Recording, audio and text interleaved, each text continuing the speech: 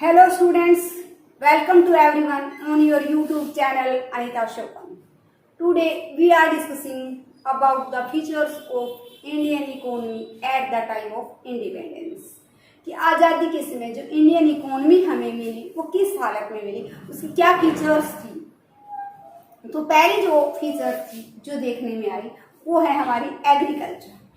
Agriculture जो उस समय थी वो किस हालात में थी, क्या वो बिल्कुल उन्नत अवस्था में थी या बिल्कुल जर्जर अवस्था में थी, हम कह सकते हैं पुअर जो उसकी हालत थी वो थी। तो वो हमारी क्या थी, कृषि हम लिखेंगे, फर्स्ट पॉइंट हम डालेंगे एग्रीकल्चर। तो एग्रीकल्चर में क्या था, हमारा पूरी की पूरी जनसंख्या जो थी वो खेती के कार्य में लगी हुई थी। 72.7 मान लो अबो 70% जो हमारी पॉपुलेशन थी वो कृषि कार्यों में लगी हुई थी। पर ऐसा नहीं था कि इतनी बड़ी जनसंख्या खेती के कार्यों में लगी, लेकिन राष्ट्रीय आय में योगदान फिर भी क्या था, 59% ओनली। तो इतनी बड़ी जनसंख्या तो इतना योगदान कृषि कार्यों में नहीं था। तो क्या दिखाता है ये दिखाता है कि खेती भी हमारी क्या थी, पिछड़ी थी। कोई आधुनिक तकनीक खेती में नहीं थी। लोग खेती किस लिए करते थे, सिर्फ ऐसा नहीं था कि वो ये समझते थे कि बहुत ज्यादा बड़ा सरप्लस बचा लेंगे या फिर उस सरप्लस से हम ऐशो आराम की जिंदगी व्यतीत करेंगे या प्रॉफिट गेन करेंगे, ऐसा कोई उद्देश्य नहीं था। सिर्फ और सिर्फ उद्देश्य था कि खेती जो है जीवन निर्वाह के लिए, कि जिंदा रहने के लिए कृषि एक मुख्य व्यवसाय था उनका। तो फर्स्ट पॉइंट हमने लिखा एग्रीकल्चर। और फिर हम कई बार ये क्वेश्चन पूछा जाता है 2 नंबर में या 4 नंबर में, खेती की क्या विशेषताएं थी, कृषि कैसी थी, तो उसकी हमने क्या बनाएंगे, सब पार्ट्स बनाए हैं। तो फर्स्ट हमने एग्रीकल्चर में हमने बताया कि 72.7% जो हमारी पॉपुलेशन थी वो कृषि के कार्यों में लगी हुई थी, लेकिन राष्ट्रीय आय में योगदान फिर भी क्या था, 59% था, जो कई विशेषताओं की ओर संकेत करता है कि कृषि कैसी होगी, इन विशेषताओं की ओर ये संकेत करता है। तो वो विशेषताएं क्या है हमारे, the principal source of subsistence, कि जीवन निर्वाह का मुख्य स्रोत थी। तो ये विशेषताएं ये हमें दिखाती है कि कृषि सिर्फ क्या था, कोई हमारा लाभदायक व्यवसाय था, सिर्फ जीवन जीने का एक स्रोत था, वो जीवन निर्वाह कृषि होती थी। ऐसा नहीं था कि बहुत कुछ सरप्लस वो बचा लेते थे, ऐसा कुछ नहीं था। इनएडिक्वेट एग्रीकल्चरल प्रोडक्शन, कि खेती में जो उत्पादन होता था वो अपर्याप्त था। अपर्याप्त किस में, हमारी डिमांड को देखते हुए हमें आवश्यकता ज्यादा की थी, उत्पादन क्या होता था, कम होता था।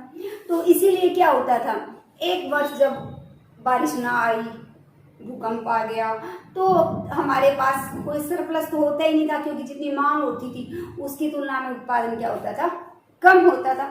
तो हम किसकी तरफ देखते, दूसरे देशों की तरफ मुंह ताक कर देखते रहते। तो जब हमारा अकाल वगैरह पड़ जाता तो गांव के गांव क्या हो जाते, खाली हो जाते थे, मृत्यु हो जाती थी इतनी। तो इस प्रकार से हमारी आवश्यकताओं को देखते हुए जो उत्पादन था खेती का वो क्या हो रहा था, बहुत कम हो रहा था।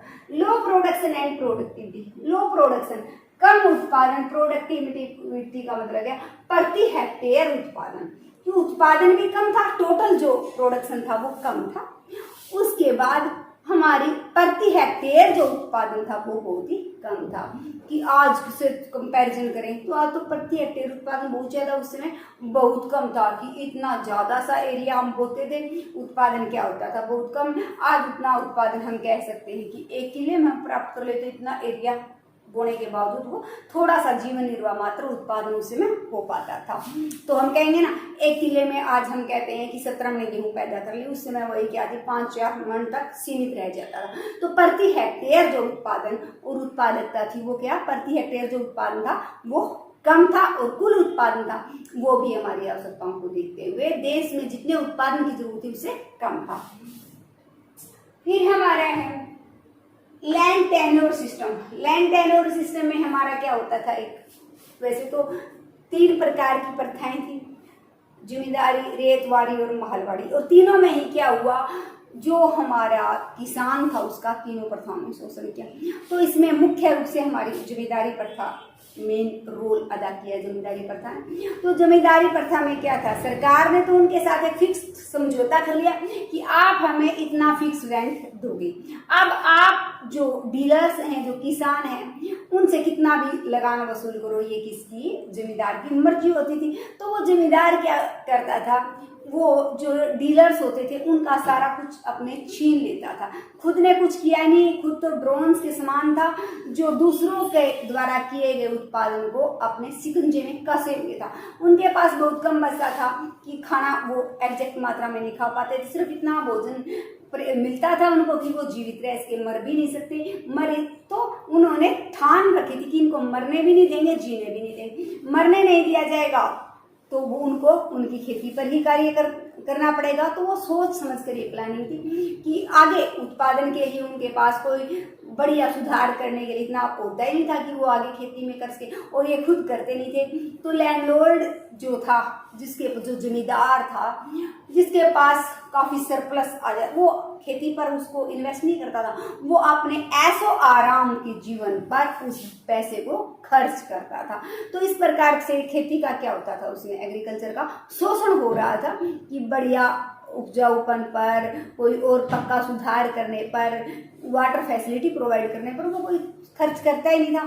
तो इस प्रकार से क्या किया गया, लैंड टेन्योर सिस्टम के माध्यम से जो हमारे डीलर्स हैं उनका शोषण किया जाता था कि बिचौलिए पैदा हो गए थे सरकार के बीच में और वास्तविक डीलर्स के बीच में। ये मोटा सा मुनाफा खुद खा जाते थे बीच में। डिपेंड ऑन रेन की जो हमारी एग्रीकल्चर है उसमें हम कहेंगे कि उसमें जो कुएं हैं, जो नहरें हैं, वो पर्याप्त मात्रा में न के बराबर फैसिलिटी थी उनकी, कि पानी की जो है वो फैसिलिटी थी नहीं। मानसून का जुआ थी हमारी जो एग्री खेती थी। तो इसके मानसून तो क्या है, कभी हो गई तो प्रोडक्शन हो गया, उत्पादन हुआ, नहीं हुई तो भूखे मरने के कगार पर आ गई। और कई बार क्या होती थी, कई बार समय से पहले हो गई, कई बार समय के बाद हुई तो भी तबाही ले आई। तो सूखा जैसी आम बातें थी जिसके कारण क्या हुआ, कृषि के उत्पादन पर बुरा प्रभाव पड़ता था। कि आज हम कहते हैं कि ट्यूबवेल है, ट्यूबवेल से पानी लगा दिया, तो ये फैसिलिटी उस समय नहीं थी। नहर है और कुएं हैं, इनकी व्यवस्था बहुत ही कम थी। फिर है हमारा limited commercialisation of agriculture. Agriculture का सीमित व्यापारीकरण था कि व्यापारिक फसलें पैदा नहीं की जाती थी, सिर्फ वही फसलें जो अंग्रेजों को चाहिए थी वही हम क्या करते थे, प्रोड्यूस करते थे।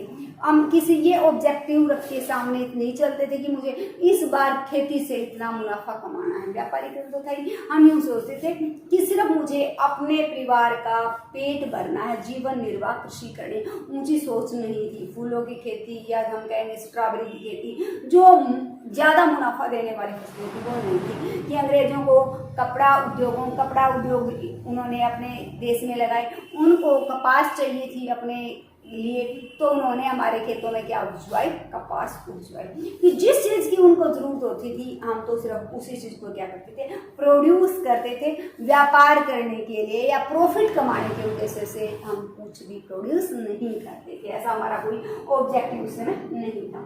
फिर सेकंड पॉइंट हमारा है इंडस्ट्री।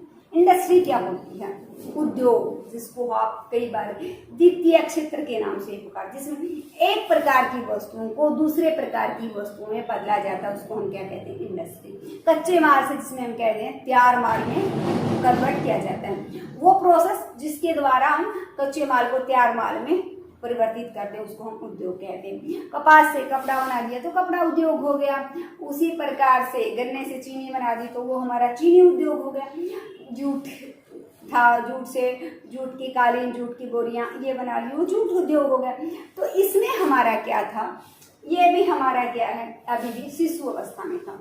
शिशु अवस्था में मतलब अभी बच्चा था, कि जब हम आज़ाद हुए तो ये हमें एक बच्चे की हालत में मिला, जिसको हमें काफ़ी समय तक अपने हाथ से खाना खिलाकर उसको बड़ा करने का टाइम अभी हमें लेना पड़ा। तो ऐसा नहीं था कि उसको हम कोई काम कहें और वो काम कर दे, नहीं, बच्चा है, बच्चा तो क्या होगा, दूसरों की देखरेख में कार्य करेगा।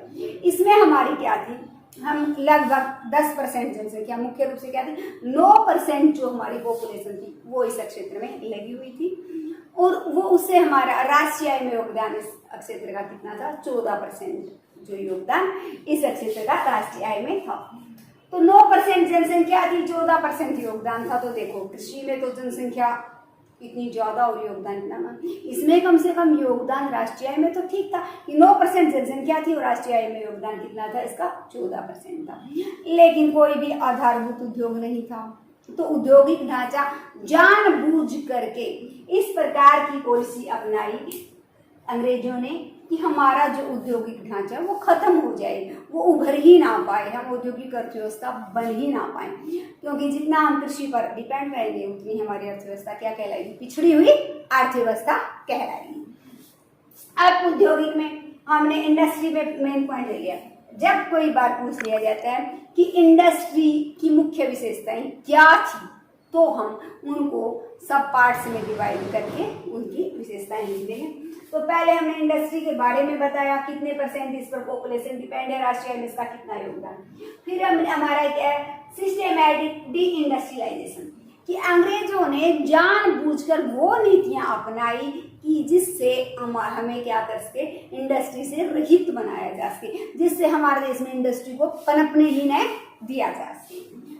फिर हमारा है infant growth of consumer good industry, की जो कंज्यूमर गुड इंडस्ट्री थी, उपभोक्ता वस्तुएं वाली इंडस्ट्री थी, उनका वो अभी भी छोटी हालात में थी, उनका विकास नहीं होने दिया। देखो ब्रिटिश पूंजी से उन्होंने कुछ फैक्ट्रियां लगाई, कपड़ा उद्योग लगाया, चीनी, माचिस, जो छोटी छोटी हम जिन वस्तुओं का हम प्रयोग करते हैं जो हमारी आवश्यकता को संतुष्ट करती हैं, उनको हम क्या कहते हैं, उपभोक्ता वस्तु। जिन उद्योगों के द्वारा वो उपभोक्ता वस्तु बनाने वाले उद्योग कहे जाते, कपड़ा है, जूते हैं, ये जो हमारी दैनिक आवश्यकताएं इनको पूरा करती है खाने पीने की, तो उसके लिए माचिस उद्योग है, हमारा कपड़ा उद्योग है, चीनी उद्योग, कुछ उद्योगों की ब्रिटिश पूंजी के माध्यम से शुरुआत तो की गई, लेकिन उनको आगे उनकी डेवलपमेंट नहीं की, उनको पनपने नहीं दिया गया। क्यों नहीं पनपने दिया? जो ब्रिटिश पूंजी पर जो ब्याज था वो अपने साथ अंग्रेज कहाँ ले गए, ब्रिटेन में ले गए। जो प्रॉफिट होता था उसको ब्रिटेन में ले गए। अब फैक्ट्री तो तभी पनपेगी ना जब प्रॉफिट का कुछ हिस्सा दोबारा से इन्वेस्ट किया जाए। उन्होंने आगे इन्वेस्ट किया ही नहीं, मशीनें जब टूटती गई, बेकार होती गई, फेंकते गए, वो उद्योग क्या है, आगे ग्रो नहीं कर पाए, वो तो खत्म की कगार पर चले।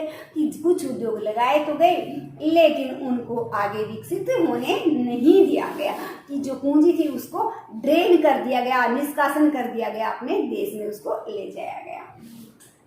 फिर हमारा इस प्रकार से लैक ऑफ बेसिक इंडस्ट्रीज, कि जो आधारभूत उद्योग थे, आधारभूत उद्योग क्या होता है, यदि वो उद्योग लग गया तो उसके आधार पर अन्य उद्योग अपने आप लग जाएंगे, तो वो उद्योगों को लगने ही नहीं दिया। जिस प्रकार से लोहा उद्योग है, लोहा उद्योग विकसित हो गया तो दूसरे उद्योग अपने आप लग जाएंगे। हर जगह पर लोहे का युवा, कोई भी काम कर लो, कोई मशीनरी का उद्योग लगाओ या कोई कंज्यूमर गुड्स किसी भी जगह पर लगा लो, लोहे का उद्योग, इसमें जो वस्तुएं बनती है उनका हर जगह, कहीं पर सरिया यूज होगा, कहीं पर कहीं भी हो, हमारा लोहे उद्योग में बने सामान का प्रयोग हर जगह पर होता है। तो अंग्रेजों ने ये भारी भरकम जो आधारभूत उद्योग थे, जो दूसरे उद्योगों के लिए आधार का कार्य करने थे, वो हमारे देश में लगने ही नहीं दिए। तो Tata iron and steel company, ये एक आधारभूत उद्योग था। जब हम आजाद हुए उस समय ये हमें मिला था। फिर है हमारा downfall of cottage and small scale industry. तो हमने पीछे भी देखा था, जो हैंडीक्राफ्ट का सामान बनाने वाले, डाउनफॉल की गिरावट, खात्मा हो गया उनका। किनका? जब हम आजाद हुए तो हमें एक खत्म मिली, कौन सी? लघु और कुटीर उद्योग, जो छोटे छोटे उद्योग थे जिनको अपने परिवार की मदद से लोग घर में ही पनपा रहे थे। एक घर में एक कुटिया में, जिसके लिए बड़ी चौड़ी जगह की जरूरत नहीं थी, जो छोटे छोटे जिन कलात्मक कलाएं इंडिया के लोगों में बहुत थी, आज भी हैं और उस समय भी थी। तो जिन कलाओं के माध्यम से उन्होंने छोटे छोटे जो हाथ से कार्य कर रहे थे, वो हमारे कलात्मक जो वस्तुएं बना रहे थे वो पूरी दुनिया में प्रसिद्ध थी। तो अंग्रेजों ने सोचा कि क्यों न ऐसी नीति अपनाई जाए जिससे इनके इस व्यवसाय को खत्म कर दिया जाए। तो उन्होंने नीति अपनाई विभेदात्मक कर नीति, कि जो कस्टम ड्यूटी है वो इस तरीके से लगाई कि हमारा जो फॉरेन ट्रेड है उसको भी खत्म कर दिया, फॉरेन डिमांड को खत्म करने के साथ साथ हमारी जो डोमेस्टिक डिमांड थी इंडिया के लोगों की उसको भी खत्म कर दिया। उसके विभेदात्मक नीति ऐसे अपनाई कि हम जो वस्तु दूसरे देशों में भेजते उस पर टैक्स लगा दिया गया, वो जो वस्तु दूसरे देशों में भेजते या हमारे देश में लाते उस पर कोई टैक्स नहीं। फिर हमारी वस्तु हाथ से बनी हुई थी, उनकी फिनिशिंग अच्छी नहीं होती थी, उनकी क्वालिटी अच्छी नहीं होती। उन्होंने जो वस्तुएं बनाई वो क्या थी? मशीन मेड थी। वो लोगों को एक तो सस्ती, दूसरी क्वालिटी बढ़िया, तो लोगों को क्या आई? घरेलू बाजार में सोचा कि चलो ठीक है, विदेशी बाजार हमारा खत्म हो गया, हम इंडिया में ही बेच करके अपना गुजारा कर लेंगे। उनको वो बात भी रास नहीं आई। उन्होंने अपनी सस्ती वस्तुएं भारत में लाकर भारत में भी इन व्यवसायों का बाजार क्या कर दिया, खत्म कर दिया, इनकी डिमांड खत्म कर दी। फिर है हमारा lack of capital goods industry. अब कैपिटल गुड्स का मतलब क्या होता है, मशीनरी, कि जो मशीनरी की बनाने वाली जो इंडस्ट्री थी वो भारत में थी ही नहीं। कि जब हम आजाद हुए तभी तो हम कह रहे हैं कि जो फर्स्ट 5 ईयर प्लानिंग थी, पहली पंचवर्षीय योजना थी जो आजाद होने के बाद हमने चलाई 51 से 56, उसमें हमने भारी भरकम मशीनरी का इंपोर्ट किया था। तो इसके कारण हम कई बार पढ़ते हैं ना कि भुगतान जो शेष है, बैलेंस ऑफ पेमेंट अनफेवरेबल हो गया।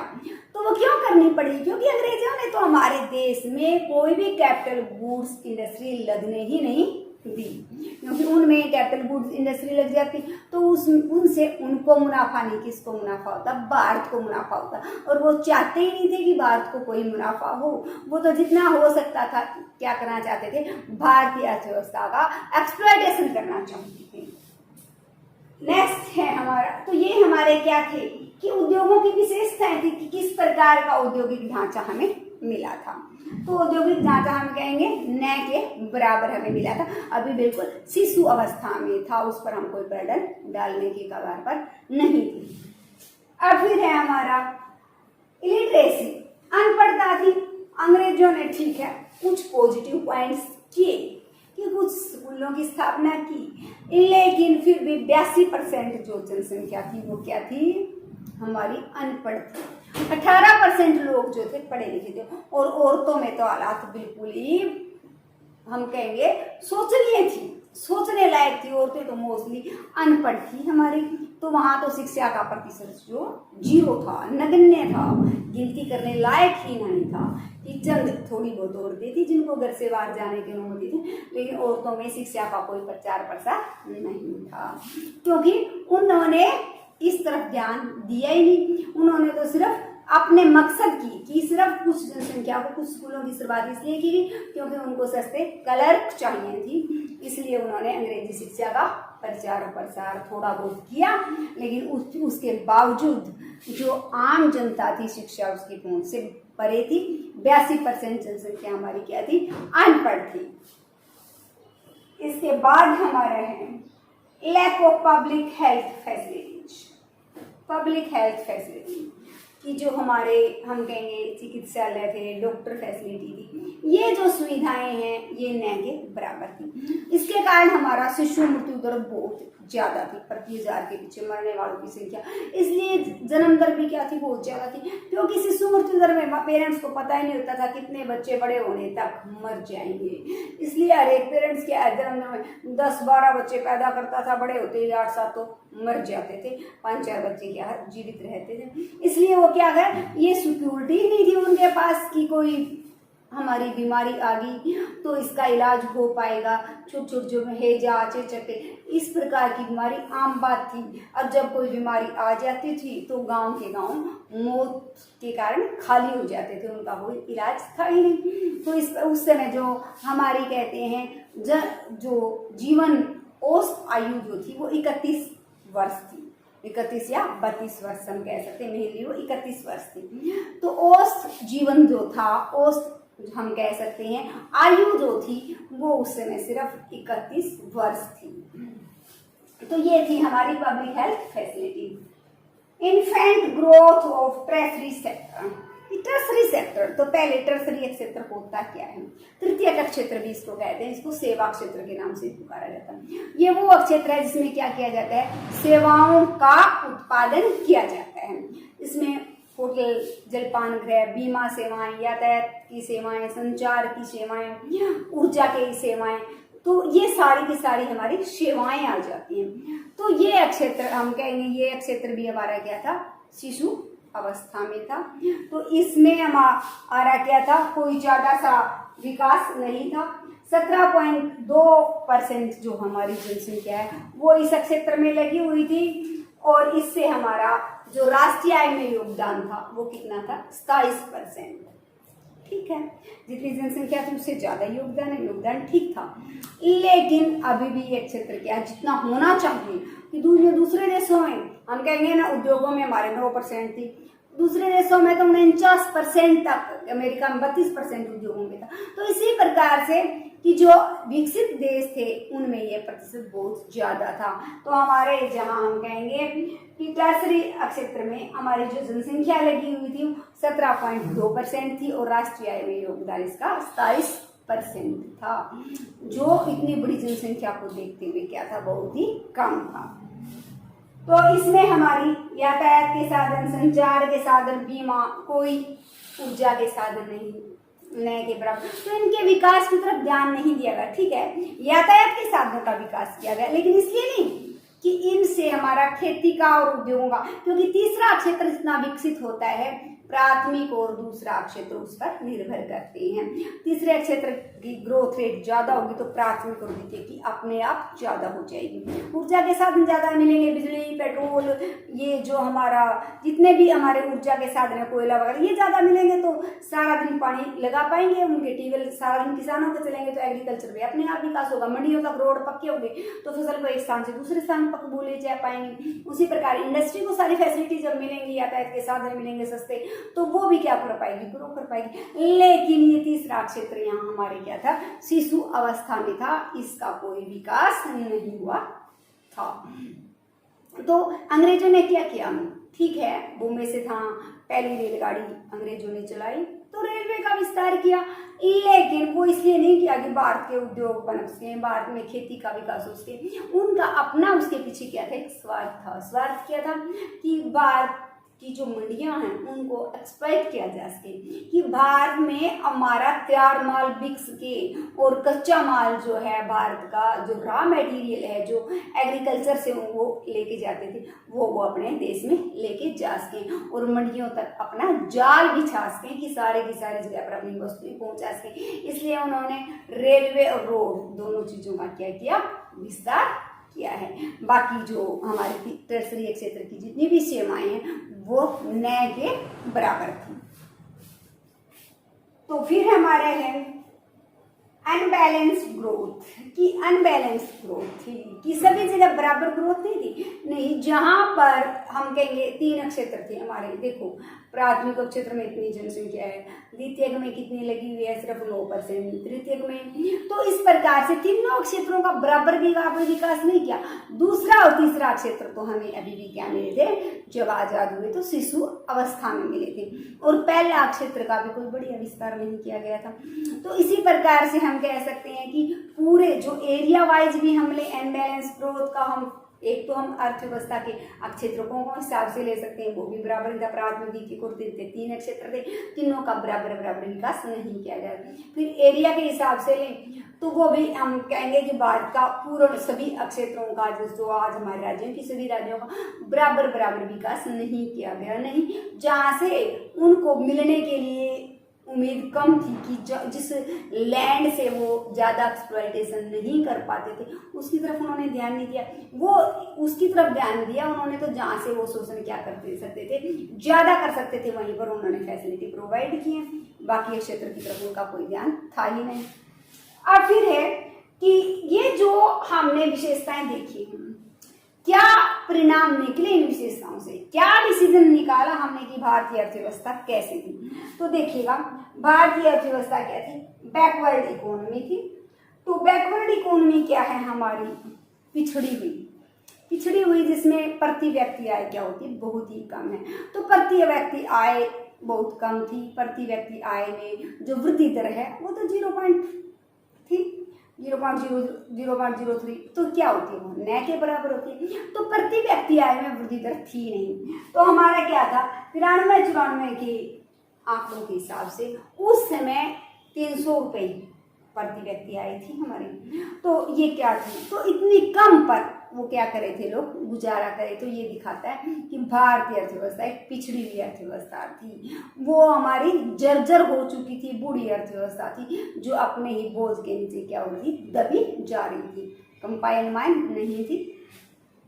फिर है हमारी स्टैग्नेंट इकोनॉमी, कि ये हमारी क्या थी, स्टेगनेंट का मतलब एक तो होता है खड़ा पानी, एक होता है बहता पानी। तो इसमें बहते पानी में तो क्या होती है, मूवमेंट होती, खड़े पानी में कोई मूवमेंट नहीं होती। तो ये ऐसी अर्थव्यवस्था थी जिसमें विकास का कोई संकेत ही नहीं, जिसमें कोई मूवमेंट ही नहीं थी। तो ये कहने का मतलब ये एक स्थिर अर्थव्यवस्था थी कि जिसमें कोई विकास का चिन्ह ही नजर नहीं आता था। तो यहाँ पर विकास का कोई चिन्ह नजर आ ही नहीं रहा था। तो ये एक गतिहीन अर्थव्यवस्था थी, कोई गति का चिन्ह ही नहीं था कि आगे इसको बढ़ा सके, क्योंकि हर क्षेत्र पिछड़ा हुआ हमें मिला था। फिर एग्रीकल्चरल इकोनॉमी, तो ये तो हम देख ही चुके हैं कि भारतीय अर्थव्यवस्था कृषि प्रधान अर्थव्यवस्था थी। और देखिएगा जो अर्थव्यवस्था कृषि पर निर्भर होती है उस अर्थव्यवस्था को हम क्या कहते हैं, अल्प विकसित अर्थव्यवस्था। उद्योगों पर जब निर्भर होती है उसको विकासशील, और तृतीय का क्षेत्र जिसका जितना मजबूत होता है उस अर्थव्यवस्था को हम क्या कहते हैं, विकसित अर्थव्यवस्था। तो भारतीय अर्थव्यवस्था जो हमें मिली वो अंग्रेजों ने इतना शोषण हमें कर चुके थे कि एक बूढ़ी जर्जर हालत में हमें अर्थव्यवस्था में, जिसको पिछड़ी हुई अर्थव्यवस्था का नाम दे सकते हैं। तो students, like share and subscribe my channel.